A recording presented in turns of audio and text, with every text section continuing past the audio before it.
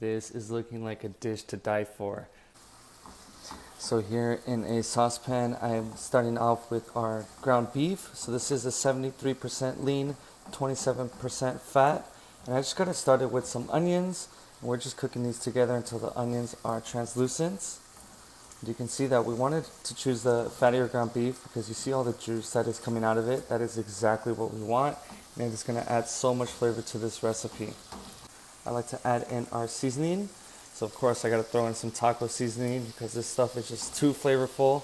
And I'm telling you, the flavor is just always consistent.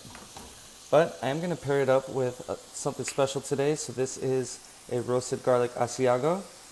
I'm not going to do too much of this, but just enough to kind of get that roasted garlic flavor in there. And when you marry these two seasonings together, it makes for a perfect recipe. So I'm just going to go ahead and mix it around just to make sure all of the seasonings get coated in the ground beef.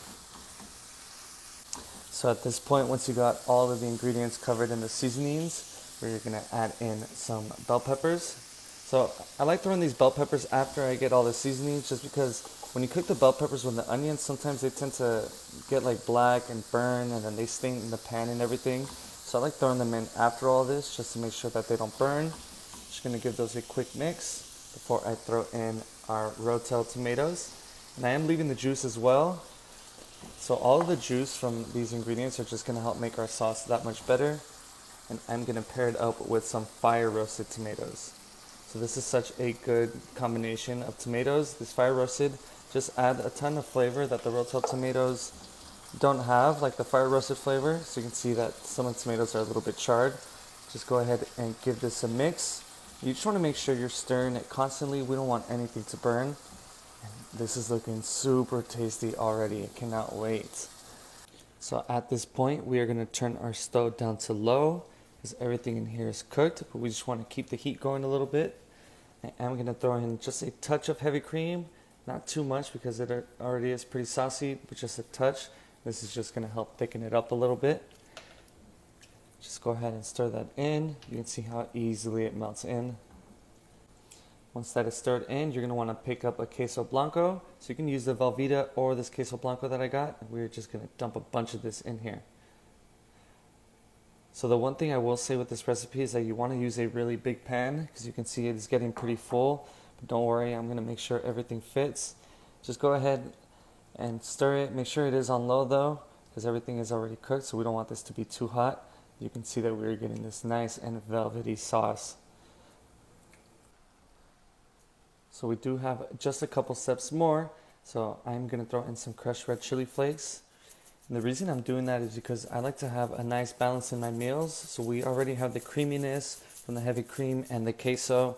We got the freshness and we got garlic in there. So it just needs a tiny bit of chili flakes. And I'm telling you, it's just going to be a well-balanced dish. So once you have that in there, for the final step, here I have my angel hair pasta.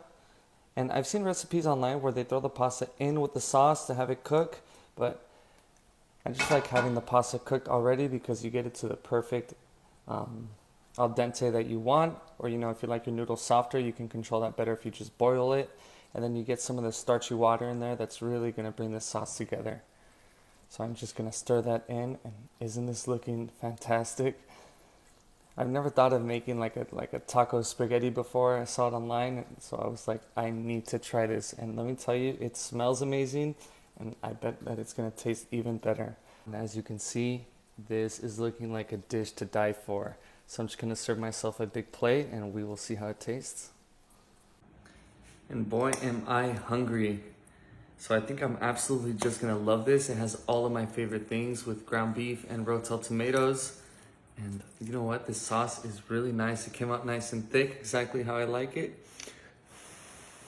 It is really hot though.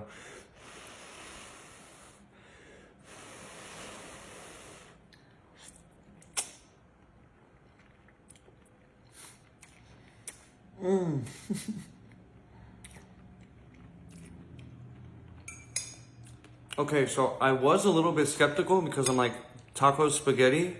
How is that gonna be good? But oh my God. I think this is one that I'm just gonna have to make over and over again for myself. Yum.